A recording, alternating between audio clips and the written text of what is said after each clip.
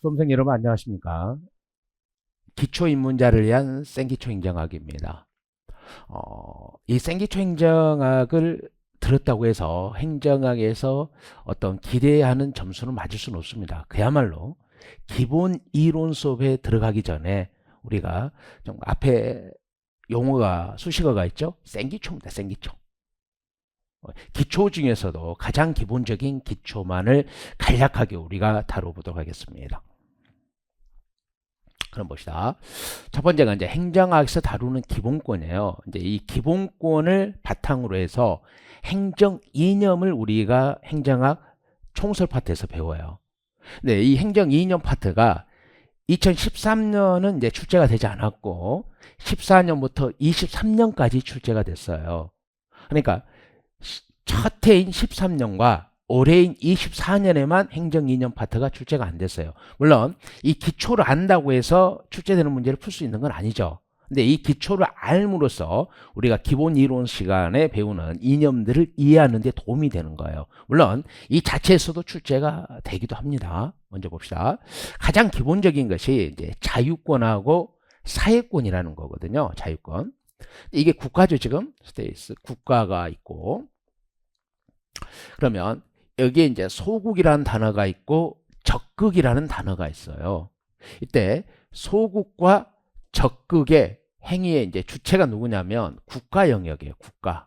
국가, 정부, 관료 영역이 되는 거죠. 그래서 국가나 정부나 관료가 소극적으로 가만히 있으라는 거예요.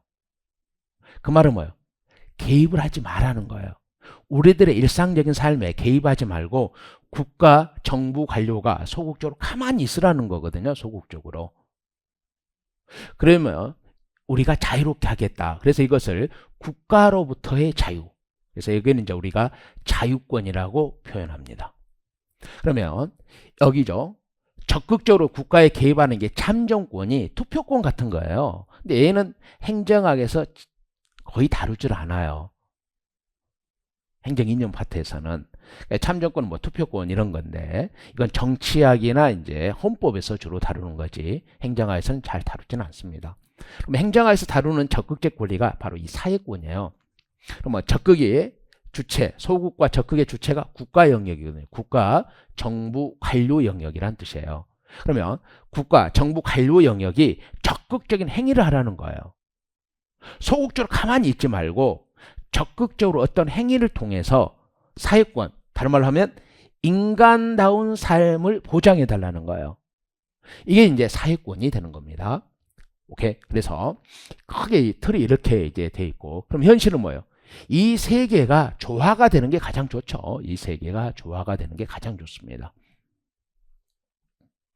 그 다음에 이제 자유권과 사회권을 좀 구체적으로 비교를 해보면 자유권은 이제 우리가 국가나 정부나 관료가 소극적으로 가만히 있어라. 소극적인 권리죠. 이건 이제 야경 국가에서 중시돼요. 야경. 그러면 이게 밤야자예요. 밤야. 밤에 경찰 업무만 해라. 밤에 치안 유지만 해라는 거예요. 국가나 정부 영역은 다른 거 하지 말고 저녁에 밤에 치안의 업무만을 담당하라는 겁니다. 그래서 야경 국가에서 이제 중시되는 거죠. 그러니까 인간이 기본적으로 국가의 간섭 없이 자유롭게 사는 것은 이제 우리가 본질적인 기본권이라 그래요. 그래서 국가로부터의 이제 권리입니다. 그러면 사회권은 적극이죠. 국가, 정부, 관료 영역이 적극적으로 어떤 행위를 해서 인간의 뭐한다? 생존권, 인간다운 삶을, 그러니까 사회적 약자도 인간다운 삶이 보장돼야 된다 이거죠. 이제 이것을 복지국가에서 이제 강조하는 겁니다. 오케이. 그러면 자 봅시다. 이런 이 소극적인 자유권이 이제 우리 행정 이념 파트에서 배우면 어디로 연결되냐면 이게 보수예요. 보수. 보수가 강조하는 것이 소극적인 자유예요. 그러니까 보수 진보할 때. 그럼 이쪽이 이제 되는 것이 이쪽으로 연결되는 것이 진보죠. 오케이. 진보가 되는 겁니다. 처럼 이런 기본적인 것을 가지고 시험에 출제 나오는 보수적인 시각과 진보적 시각을 우리가 배우게 되는 거예요. 다음. 그러면 이제 평등권이거든요. 평등권이고 인간은 모두 자유로운 존재로 태어났다는 점에서 평등하거든요. 근데 이 두 개가 아주 중요해요. 이 두 개가. 형식적 평등은 뭐예요? 같은 것은 같게요. 같은 것은 같게. 오케이? 인간의 차이를 무시하고 무조건적 평등하게 대접하는 것입니다. 그러니까 같은 것은 같게. 같은 것은 같게. 그 다음에 실질적 평등이 이제 수직적 평등인데 사람들마다 처한 조건의 차이를 인정하고 이를 적극적으로 배려하는 것. 즉 다른 것은 다르게. 이것이 이제 실질적 평등, 수직적 평등이에요. 그러면 이 자체로도 시험이 나와요. 같은 것은 같게. 이것이 형식적 평등이자 수평적 평등이다. 다른 것은 다르게. 이게 실질적 평등이자 수직적 평등이다 하는 거예요. 이게 나오는데 이게 어디로 이제 기본 이론 시간과 우리가 기출 문제 또는 예상 문제를 볼 때 어디로 연결이 되냐면 이 같은 것은 같게죠. 같은 것은 같게. 이게 이제 우리가 실적주의라는 게 있어요. 실적주의. 공무원을 임용할 때 실적주의. 임용에 기획연동을 주죠. 시험을 보는 거죠. 그래서 커트라인이 80점이면 80점 다 합격하는 거예요. 그럼 79점 다 떨어지는 거예요. 이런 것이 이제 형식적 평등 이렇게 연결되는 거고 나중에 이제 우리가 기본 이론 시간 들어가면 다 배우게 되는 겁니다. 그 다음에 이제 실질적 평등은 다른 것은 다른 거예요. 그러니까 다른 것은 다르게. 강자와 약자는 달라요. 그렇죠? 다르니까 약자에게 더 많은 혜택을 주는 거예요. 이것을 이제 우리가 수직적인 평등이다 그러고 실질적인 평등이거든요. 이게 이제 시험 잘 나온 건데 이게 이제 대표 관료제로 연결돼요. 대표 관료제. 대표 관료제는 이제 관직을 임용할 때 사회적인 약자 계층에게 더 많은 혜택을 주는 거예요. 더 많은 혜택을 주는 겁니다. 예를 들어서 장애와 비장애인이 있었을 때 다르잖아요. 장애인과 비장애인이 있었을 때 다르니까 장애인에게 더 많은 혜택을 줘서 공무원을 선발할 때도 장애인에게 할당을 해주는 거예요. 이제 이런 것이 실질적인 평등으로 연결됩니다. 그래서 이런 것이 기초적으로 알아야 되고 특히나 이것은 이 자체적으로도 시험에 잘 나와요. 다른 것은 다르게 하는 게 뭐다? 실질적 평등이자 수직적 평등이고 같은 것은 같게 하는 것이 형식적 평등이고 수평적 평등 이렇게 보는 겁니다. 이제 좀 더 이게 이제 구체적으로 하면 이게 인사행정에서 이제 실적주로 연결되고 인사행정에서 이게 이제 대표 관료제로 연결되는 거죠. 그다음에 이제 가장 이제 기본권을 다뤘다 그러면 이제 우리가 커리에서 봤지만 이제 행정학 총설이 있고 정책이 있고 조직론이 있고 인사행정이 있고 재무행정이 있고 환류론 및 전자정부가 있고 지방행정이 있다 그랬잖아요. 그래서 파트별로 가장 기초적인 내용을 다뤄보도록 하겠습니다. 먼저 이제 행정학 총설 파트에서는 자 봅시다. 정치와 행정과 경영의 관계예요. 정치와 행정과 경영의 관계인데 그것은 언제 출제가 됐냐면 정치, 행정과 경영의 관계는 13년도부터 14년, 15년, 16년, 19년도에 이렇게 출제가 됐어요. 근데 얘는 난이도가 하예요. 하. 난이도가 하거든요. 그래서 보시면 이제 행정과 이제 경영의 유사점과 차이점이 있거든요. 행정과 경영의 유사점과 차이점이 있는데 먼저 봅시다. 먼저 여러분들이 이게 생기초 할 때는 그 유사점을 먼저 보는 것보다는 차이점을 먼저 보는 것이 이제 이해도가 편하기 때문에 생기초에서는 차이점을 먼저 여러분에게 설명을 하도록 하겠습니다. 행정은 당연히 정부가 하는 거예요. 경영은 기업이 하는 겁니다. 행정의 목적은 공익입니다. 경영의 목적은 사익이죠. 사익은 뭐예요? 영리행위를 하는 거죠. 영리행위. 돈 버는 행위를 하는 겁니다. 근데 이 공익이 이제 우리가 너무 단순하게 행정의 목적이 공익을 추구한다 그러는데 이 공익이 그럼 뭐냐? 뭘 공익이라 할 거냐? 시험 잘 나옵니다. 행정 이념 파트에서 우리가 이론 수업 때 할 겁니다. 뭘 공익으로 하느냐? 그래서 일단요, 여러분 이제 행정과 경영의 유사점과 차이점에서는 이제 공익이다 이렇게만 보시면 됩니다.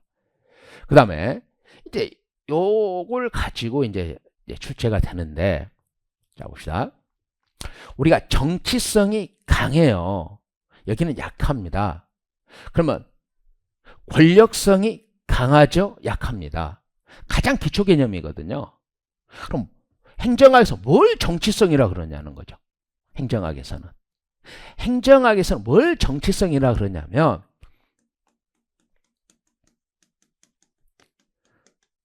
타협과 조정을 하는 것을 정치성이라 그래요. 타협과 조정을 하는 걸. 그러니까 우리가 일상적인 삶을 살아갈 때 전부 다 타협과 조정을 하죠. 여당과 야당이 타협과 조정을 합니다. 가장 소규모 조직인 가정 내에서도 남편과 부인이 타협과 조정을 합니다. 앞에 어떤 말이 생략되어 있어요? 투쟁을 하는 거죠.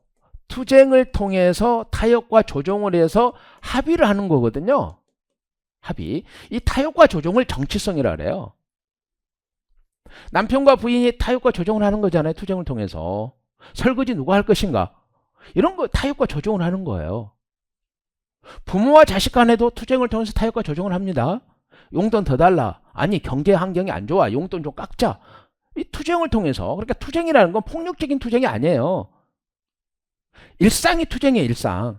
연인 사이에도 피자를 먹을 것인가 순대국밥을 먹을 것인가 타협과 조정을 하는 거예요. 이런 걸 정치성이라고 그래요. 타협과 조정을 하는 거.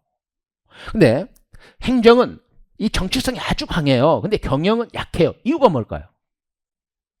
생기초니까 그냥 가벼운 마음으로. 이유가 행정이 사용하는 자원은 예산이죠. 행정이 사용하는 자원이 예산인데 예산은 누구 거예요? 국민 모두의 거예요. 그러니까 이걸 어디다 써야 될 것인가? 국민들 사이에서 뭐 집단과 집단이 타협과 조정을 하는 거예요. 근데 경영이 사용하는 자원은 자기 거예요. 그러니까 자기가 자기 알아서 쓰는 거예요. 그래서 타협과 조정이 약합니다. 그 다음에 뭘 권력성이라 그러냐? 강제시키는 힘을 권력이라 그래. 강제시키는 힘을 권력. 행정은 공권력의 주체로서 강제력이 아주 강해요. 근데 경영은 계약을 안 하면 되는 거죠. 계약해주면 되는 거지 강제는 하지 않습니다. 봅시다. 세금을 부과합니다. 안 냅니다. 강제적으로 가져가요. 이게 권력성이에요. 근데 여러분들이 이동통신에서 뭐예요? 번호 이동을 합니다. 통지사 이동을 합니다. 그거 강제 아니에요. 여러분들이 자발적인 계약에 의해서 통지사를 이동하는 거죠. 그래서 약해요. 법적 제한이죠. 권력을 행사하죠. 권력을 행사하는 행정이 법적인 제약을 받지 않으면 권력이 남용되거든요. 그래서 상대적으로 강하고 이쪽이 약합니다. 평등이죠? 강합니다. 자 봅시다. 행정은 기본적으로 모든 국민을 평등하게 대우해야 돼요. 세금을 많이 낸 사람이 있습니다. 세금을 중간 정도로 내는 사람이 있습니다. 세금을 아주 적게 내는 사람이 있습니다. 세금을 아예 납부하지 않는 사람도 있습니다. 119 서비스를 호출했습니다. 평등하게 출동합니다. 경영은 평등성이 없어요. 자신의 고객에게, 즉 자신에게 반대급부를 내는 사람에게만 서비스를 주는 거예요. 통신회사는 자기네게 자신의 회사에 통신요금을 납부한 사람들에게만 서비스를 제공하는 거예요. 그러니까 평등하지는 않죠. 차별적으로 대하는 거죠. 그 다음 행정은 기본적으로 독점입니다. 경영은 경쟁아니기 때문에 독점성이 약합니다. 행정은 정보공개법 등에서 일반적으로 공개하는 게 원칙입니다. 경영은 공개 안 합니다. 삼성전자가 이사의 회의록을 모든 국민이 알게끔 공개합니까? 그러진 않잖아요. 그래서 이 정도를 반드시 여러분 좀 기억을 해 주시고, 그 다음에 이제 유사점 한번 가볼게요. 유사점. 자, 봅시다. 먼저 수단성이에요. 수단성.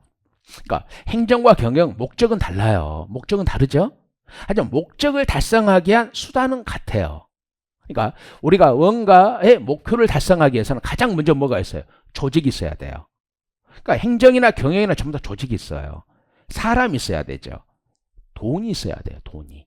예산이 있어야 된단 말이에요. 그래서 수단입니다. 행정이나 경영은 실현하고자 하는 목표는 다르지만 수단이라는 점에서는 같아요. 그래서 조직도 있어야 되고 사람도 있어야 되고 예산, 돈도 있어야 됩니다. 그 다음에 이제 관료제예요. 이제 요거 주의하셔야 되거든요.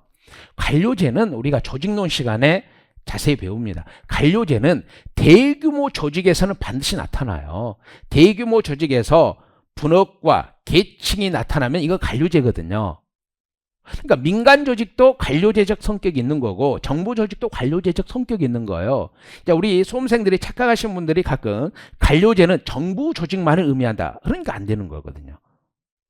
대규모 조직은 분업도 하고 계층제도 나오잖아요. 이런 조직을 우리는 관료제라 그럽니다. 그래서 관료제는 행정과 경영의 유사점입니다. 그 다음에 관리예요, 관리. 수단이죠. 조직도 있어야 되고 인사도, 사람도 있어야 돼, 예산도 있어야 돼. 그러면 조직 관리도 해야 되죠. 사람도 관리해야 되죠. 예산도 관리해야 돼요. 돈도 관리해야 돼요. 오케이? 그래서 행정과 경영은 관리적 성격이 있다는 겁니다. 관리, 조직 관리, 인사 관리, 재무 관리 이런 관리적 성격이 있습니다. 그다음 혼자 하는 거 아니죠. 집단적 협동적으로 일을 하는 겁니다. 그 다음에 의사결정이에요. 대안, 목표는 다르지만 목표를 달성하기 위한 대안을 선택하는 의사결정을 해야 되는 거죠. 목표는 다르지만 목표를 달성하기 위한 대안을 선택하는 의사결정을 해야 됩니다. 이게 이제 유사점이 됩니다. 이렇게 됐죠. 이제 정치와 행정과 경영에서 우리가 다양한 이론들을 배우러 간단 말이죠. 그러면 이 공행정을 행정이라 그래요. 그러면 사행정을 경영이라 그러거든요. 왜 굳이 행정자를 행정학이니까 공행정을 행정이라 그러고 사행정을 경영이라 그럽니다. 그러면 공사행정 이론 이거 이게 이론이란 뜻이에요. 이론. 이것은 뭐냐면 행정과 경영의 공통점을 주로 연구하는 이론을 공사행정 이론론이라 그래요. 그래서 우리가 방금 행정과 경영의 유사점과 차이점 배웠잖아요. 이때 이 유사점, 공통점을 주로 연구하는 행정학 이론들을 공사행정 이론론이라 그러는 거고, 그다음 공사행정 이론론은 행정과 경영의 차이점을 주로 연구하는 이론이란 뜻입니다. 그래서 앞으로 우리가 배워갈 겁니다. 이 이론은 공사행정 이론론의 이론이다. 이 이론은 공사행정 이론론의 이론이다. 이런 걸 배워갑니다.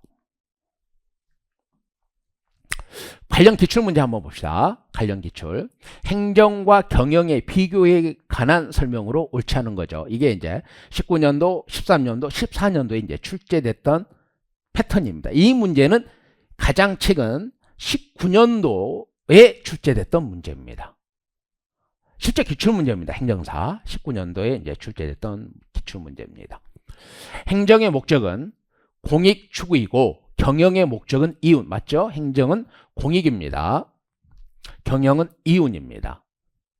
행정은 경영보다 상대적으로 엄격한 법적인 규제가 더 강합니다. 행정은 모든 국민에 대한 평등성이 강조되죠.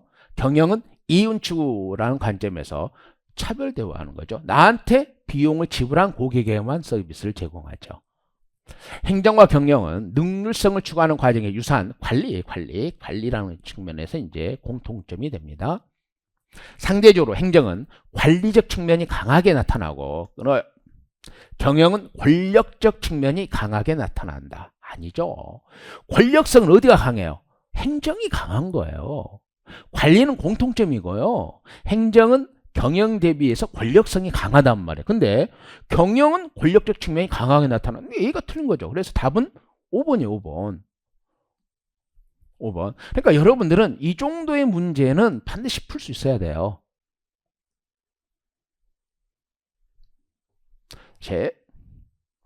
그 다음에 이제 행정학 총설 파트에서 시장 실패, 정부 규제, 그 다음에 정부 실패, 민영화. 이게 일련의 과정이에요. 시장 실패가 하면 정부가 개입하죠. 이걸 정부 규제라 그러는 거고, 그러면 정부 규제가 실패한 게 정부 실패라 그러고, 정부가 실패하면 민영화를 하는 거거든요. 이 일련의 하나의 패턴에서 14, 15, 16, 17, 18, 19, 20 쭉 보세요.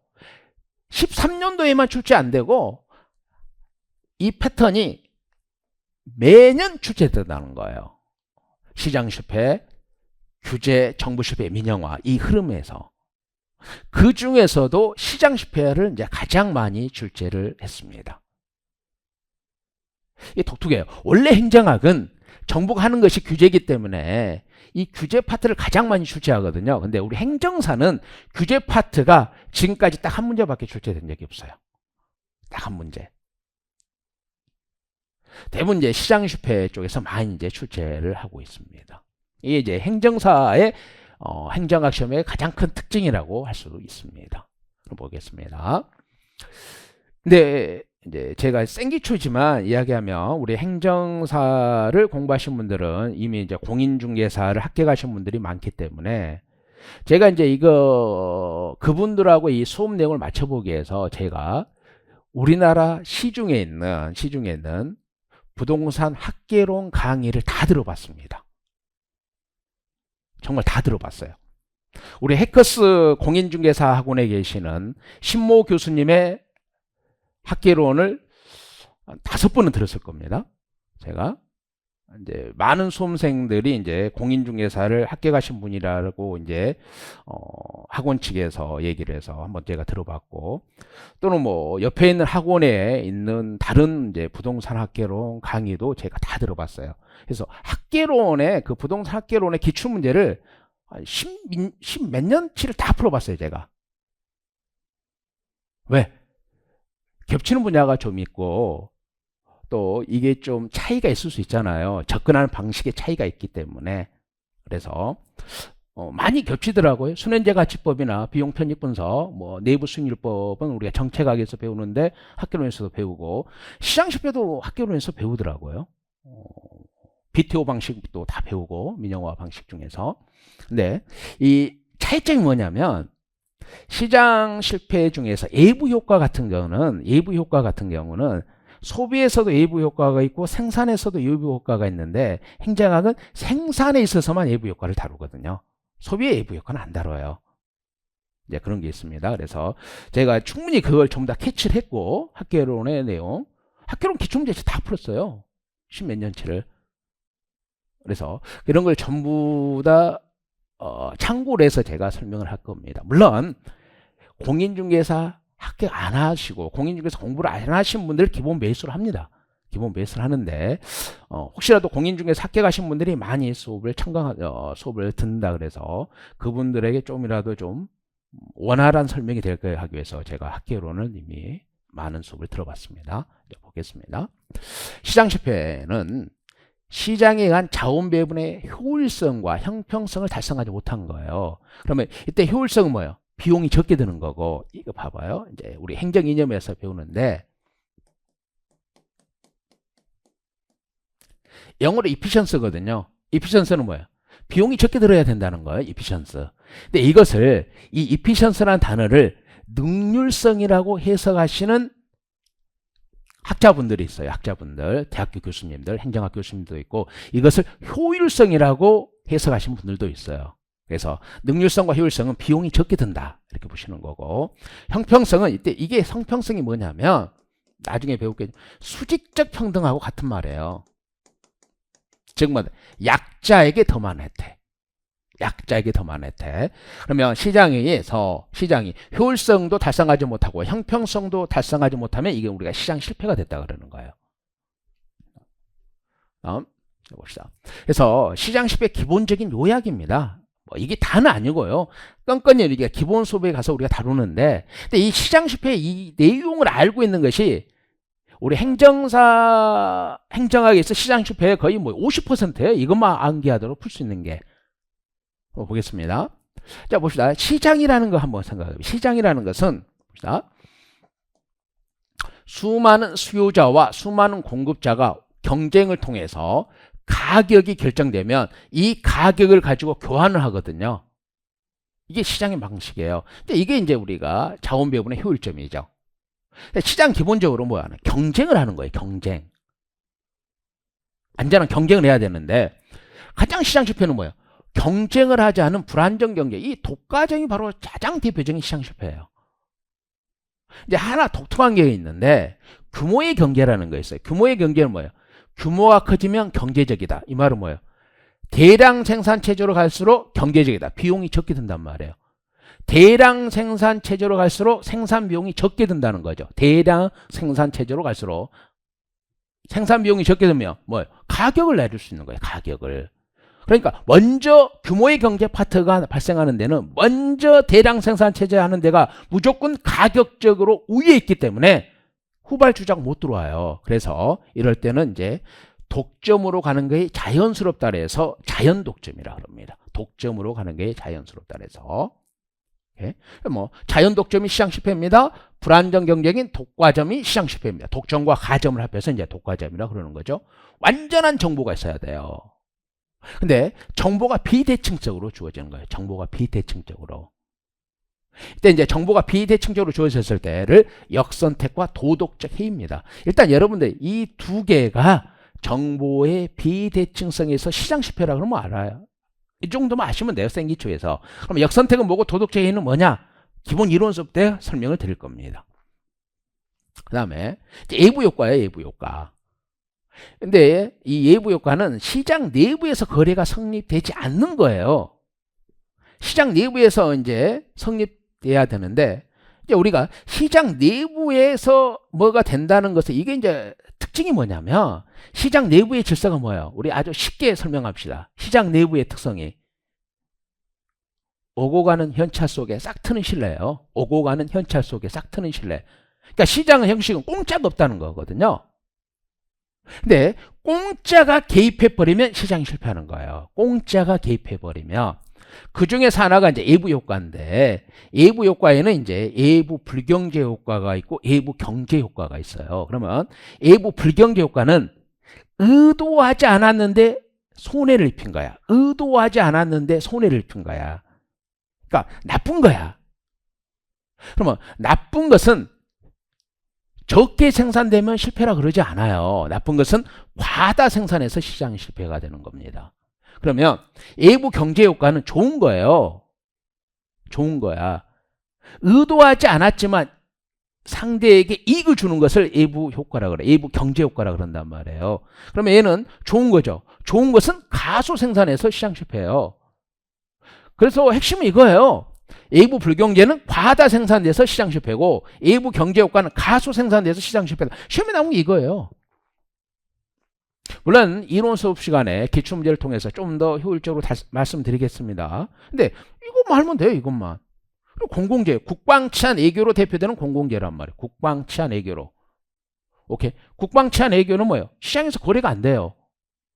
애시당초 시장에서 거래가 안 되니까 정부가 직접 공급하는 거예요. 국방치안 애교로 대표되는 공공재입니다. 왜? 비배제성과 경합성. 비배제성 등이 공짜란 뜻이에요. 비경합성은 나의 소비가 상대방 소비에 영향을 안 미쳐요. 나의 소비가 상대방 소비에 영향을 안 미치는 겁니다. 그래서 이게 이제 시장에서 공급이 안 돼서 정부가 직접 하는 겁니다. 그래서 공공재 가장 대표적인 게 국방, 치안, 애교로 이제 대표되는 거죠. 오케이. 국방 서비스 공짜잖아요. 누구든지 다 사용하는 거예요. 내가 국방 서비스를 사용한다고 해서 다른 사람이 국방 서비스를 덜 소비하는 거 아니잖아요.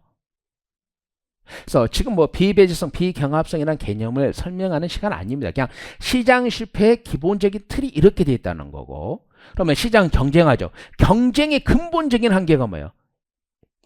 소득의 불공정. 약자를 배려하지 않는다는 겁니다. 경쟁은 반드시 강자가 이깁니다. 경쟁은 반드시 강자가 이깁니다. 그래서 소득분배의 불공평성이 나타나죠. 그 다음에 실업과 인플레이션을 이제 거시적 시장 실패라고 그러는데 행정학에서는 이 거시적 시장 실패를 시험에 출제해 본 적이 없어요. 그냥 이거 중심으로. 그러니까 여러분들은 독과점, 자연독점, 정보의 비대칭성, 역선택과 도덕적 해이, 예부 불경제 효과, 예부 경제 효과, 오케이. 공공재가 시장 실패다. 부의 불평등이 시장 실패다. 요것만 제목만 암기하더라도 시장 실패에서 나온 것의 50% 이상은 다 맞춰요. 왜? 이거밖에 안 되니까. 그래서 좀 여러분들이 나 비배제성이 뭔가 또 알고 싶어. 비경합성이 뭔지도 알고 싶어. 이것이 있기 때문에 시장에서 공급이 안 되니까 공공재가 시장 실패야. 오케이? 얘도 좀 내가 구체적으로 알고 싶어.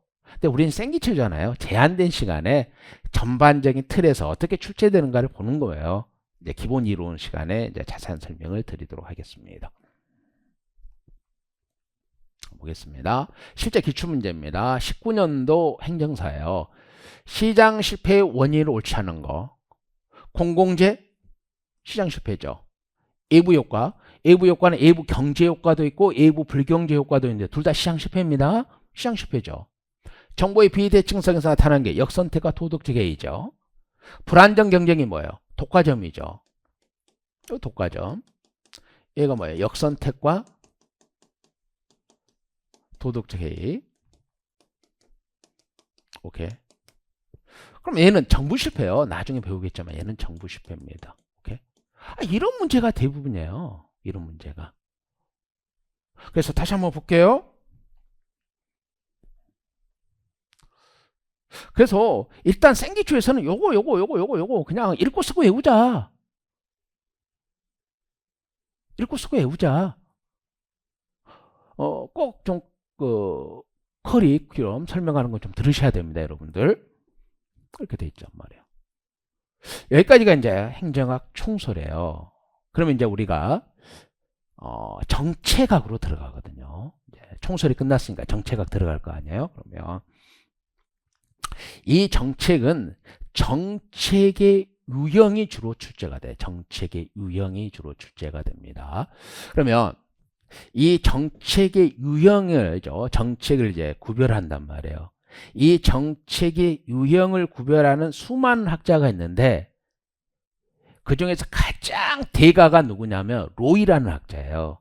그러니까 모든 학자들은 로이의 분류를 기본으로 해서 몇 가지를 추가를 해요.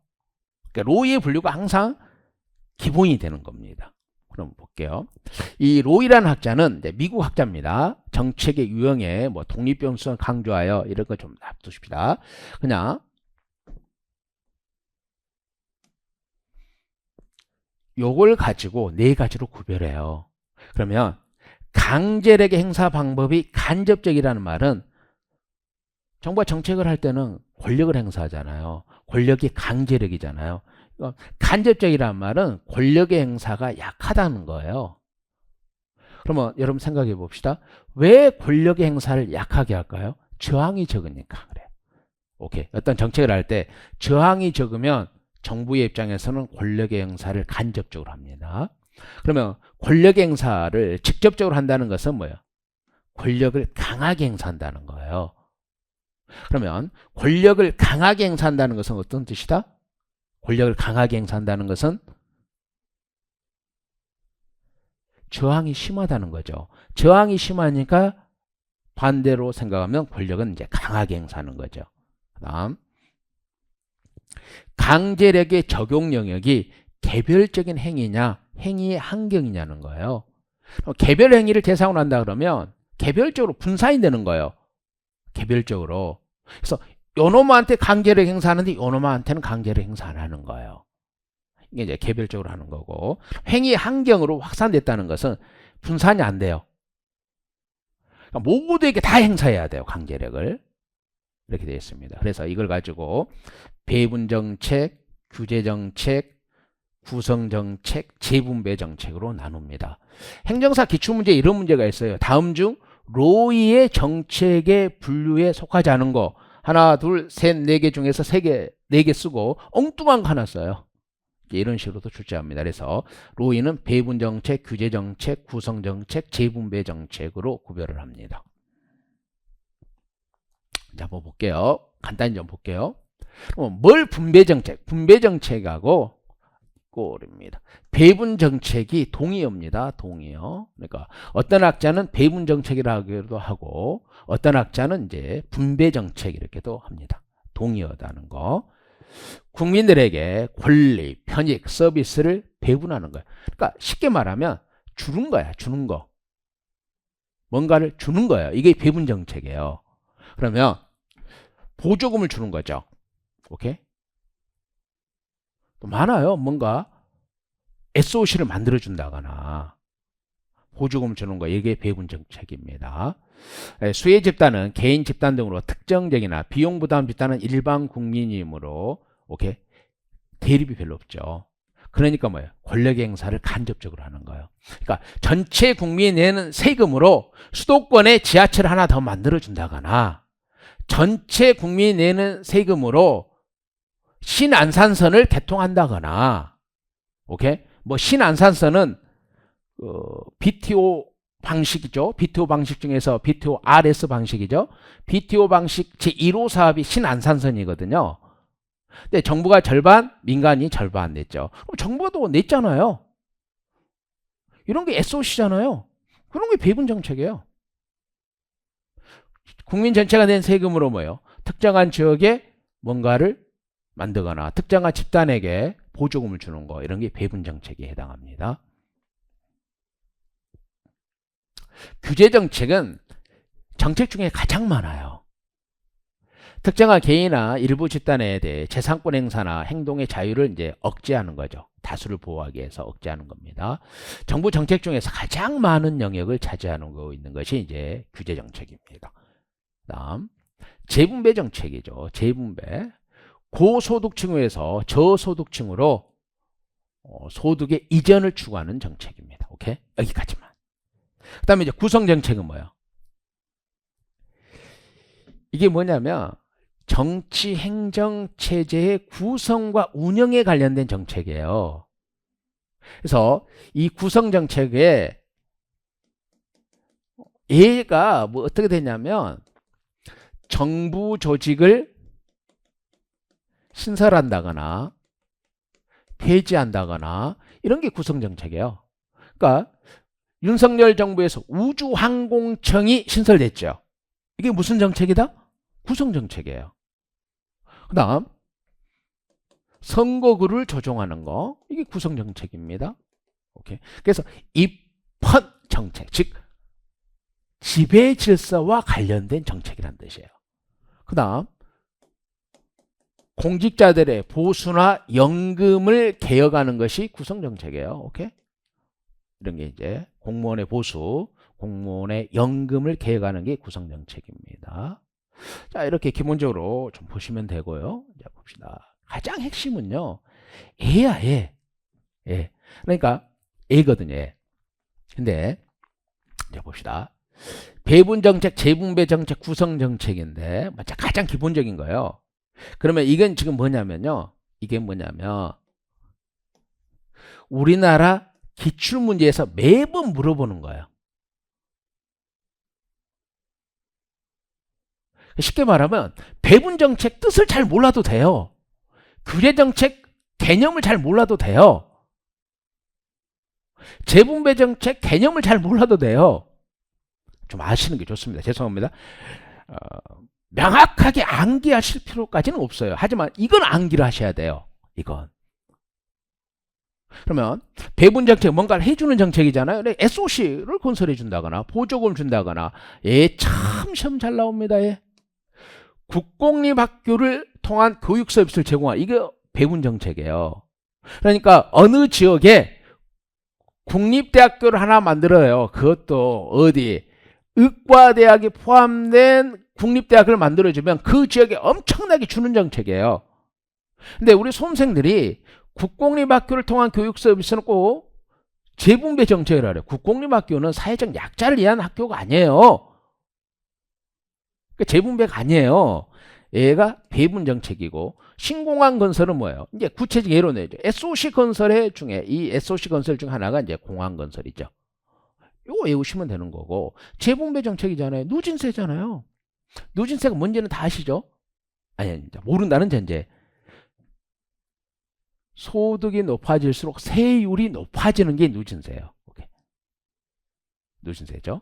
그러니까 많이 번 사람한테 많이 걸어서 오케이? 누진세를 하는 거죠. 그 다음에 임대주택 건설이 재분배 정책이에요.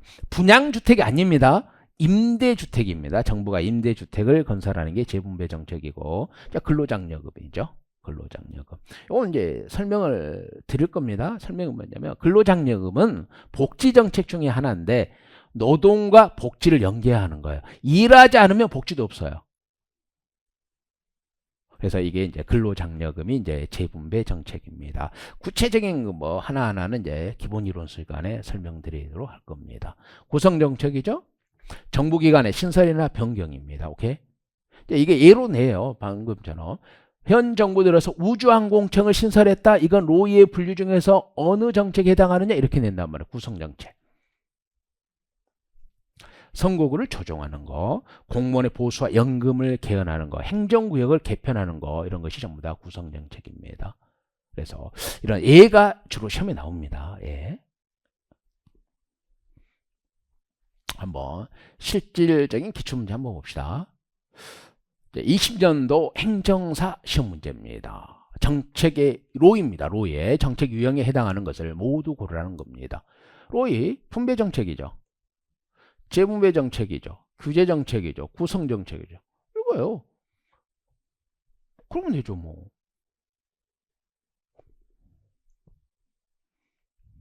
자, 그다음에 기초입문자를 위한 생기초 행정학 파트 3입니다. 이제 조직론입니다. 조직론.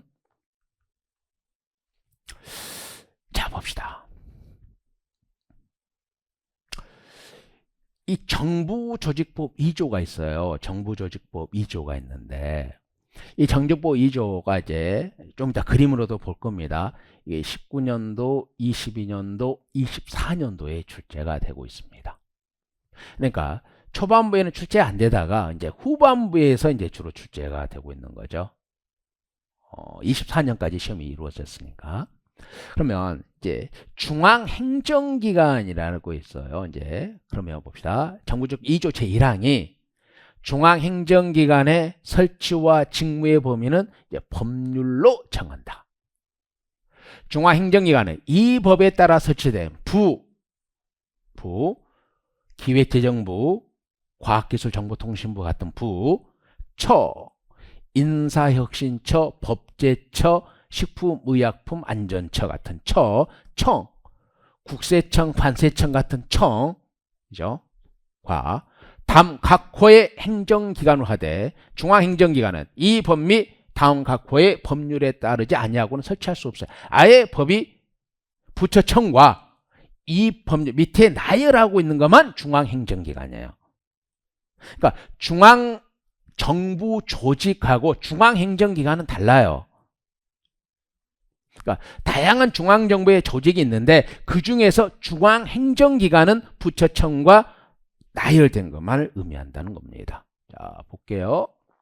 먼저 독과점 규제에서 이제 이것만 봅시다. 공정거래위원회, 그 다음 국민권익위원회, 그 다음 금융위원회, 개인정보보호위원회, 그 다음에 원자력안전위원회, 그 다음 윤석열 정부에 의해서 신설됐죠. 우주항공청, 그 다음 신행정 수도 및 후속 대책을 위해서 나온 거죠. 이게 이제 행정중심 복합도시건설청. 이게 이제 세종시를 건설하는 중앙행정기관이에요. 그 다음에 전라북도에 있죠. 새만금 개발청이 있습니다. 오케이. 그러니까 부처청과 지금 이렇게 나열된 것만 정부조직법상의 중앙행정기관입니다. 오케이. 봅시다. 그 다음에 쭉 보시면, 자, 볼게요. 여기 있죠? 이제 방송통신위원회 이렇게 쭉 있습니다. 그러면 이거 봅시다. 이거 지금 현행법상 우리나라에 이제 정부조직도죠. 정부조직도입니다. 그러면 여기에서 이제 뭐가 여러분 출제가 되느냐면요. 봅시다. 우리나라 중앙행정기관은 먼저 19부예요. 그러니까 기획재정부부터 중소벤처기업부까지 해서 총 19개의 부가 있죠. 그래서 19부입니다. 이거 시험 보면 19개입니다. 그 다음에 처가 여러분 봐봐. 3처예요. 3처. 근데 처 있죠? 인사혁신처, 법제처, 식품의약품 안전처인데 4개인데? 왜 3처야? 대통령 경호처는 일반 국민과의 관련이 없기 때문에 우리나라 절대 다수견해가 대통령 경호처는 중앙행정기관으로 보지 않습니다. 오케이. 물론 대통령 경호처를 극히 소수 견해가 있어요. 극히 소수 견해가. 중앙행정기관을 보는 소수 견해가 있는데 객관식 시험은 다수 견해대로 출제가 돼요. 그래서 3처로 봅니다. 그 다음 자 봅시다. 그 다음에 20청이죠. 이거 청이 20개요. 국세청부터 시작해서 오케이 해양경찰청까지 청이 이제 20개가 있는 거죠. 그 다음 유기원회요. 유기원회 방송통신위원회 공정거래위원회 아까 우리가 봤었죠. 이거단 말이에요. 그러면 얘는 아니에요. 국가인권위원회는 중앙정부 조직은 맞는데 얘는 정부조직법 2조상의 중앙행정기관은 아니에요. 오케이? 그리고 얘네들도 뭐예요? 정부조직은 맞는데 정부조직법 2조상의 중앙행정기관은 아니에요. 부처청과 나열된 것만 중앙행정기관입니다. 오케이? 쭉 이렇게 나열되어 있죠. 네. 여기 이제 시험이 어떻게 나오냐면 가장 쉽게 나오는 거예요. 띵띵띵띵띵 전부 다 국무총리 소속이에요. 국무총리. 근데 중앙행정기관 중에서 방송통신위원회 있죠. 이원회라는 단어가 들어간 것 중에서 방통위만 대통령 소속이에요. 방통위만 대통령 소속입니다. 이렇게 해서 시험에 좀 나오고 있습니다. 이건 이제 우리가 기본 이론 시간에 가서 하면 이제 시험이 어떻게 나오냐면 봐봐요. 예를 들면 재해동포청은 예교부 밑에 있어요. 우주항공청 과기부 밑에 있어요. 교육부 밑에는 하나도 없어요. 서울시 교육청은 서울특별시라는 지자체 소속이지 교육부 소속이 아니에요. 기재부 밑에 이제 4개나 있죠. 오케이. 그 다음에 요거 한번 보실래요?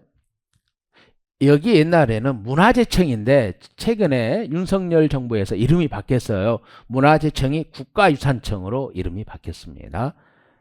그리고 이 기상청이 환경부 밑에 있다는 거 요거 좀 지우하시면 됩니다. 오케이. 됐죠? 뭐 기본 이론 때 좀 암기할 거 중심으로 해서 다뤄보도록 할 겁니다. 한번 문제 볼게요. 현재 우리나라 정부 조직에 해당하지 않은 거예요. 이건 어려운 건 아니에요. 중앙행정기관을 물어보는 거 아닙니다. 현재 정부 조직을 물어봤잖아요. 질병관리청 있잖아요. 재해동포청 있잖아요. 여성가족부 이거 폐지 안 됐습니다. 있습니다. 예, 있어요. 얘가 없어요. 왜 그럴까요? 24년도 문제거든요, 얘가. 자, 여기 좀 봅시다. 문재인 정부까지는 국가보훈처였어요. 그러다가 윤석열 정부에서 국가보훈부로 갔어요. 처가 아니라 부로 됐단 말이에요. 오케이.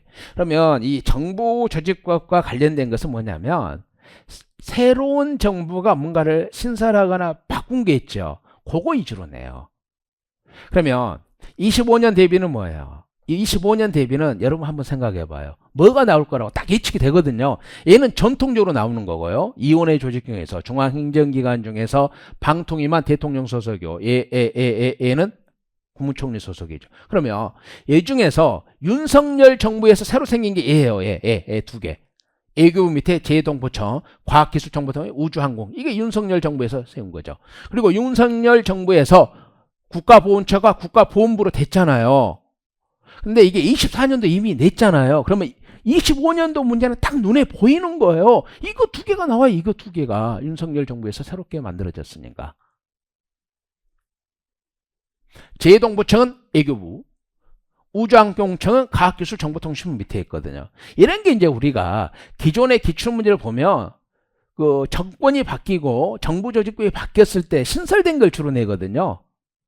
근데 윤석열 정부에서 바뀐 게 뭐냐면 여가부는 존재합니다. 이거 폐지 안 됐습니다.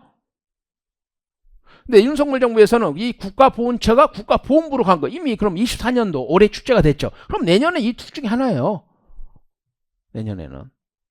우리가 이게 이제 기출을 통하고 예상 문제를 통해서 이제 나올 것이 집중하는 거죠. 나올 것에.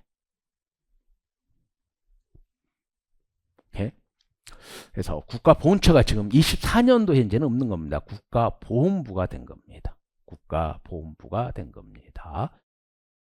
두 번째, 한번 봅니다. 이것도 역시 24년도예요. 그러니까 24년도에는 두 문제가 나온 거죠. 정부조직법에서. 다음 중앙행정조직위원 중에서 소속을 달리하는 위원회가 뭐냐? 다 국무총리, 얘만 대통령 소속이란 말이에요. 근데 얘는 이게 이제 행정사에서는 이제 24년도에 처음 나왔는데 이건 위원회 중에서 대통령 소속이 방통위가 답으로 나온 것은 그 공무원이 행정학을 필수로 보거든요. 공무원 시험은 이거 아주 단골 시험 문제예요. 이게 단골 시험 문제입니다. 그렇죠? 그래서 여기까지가 이제 생기초 1강입니다. 생기초 2강에서는 이제 조직론, 조직구조의 기본 변수부터 다루도록 하겠습니다. 수고하셨습니다.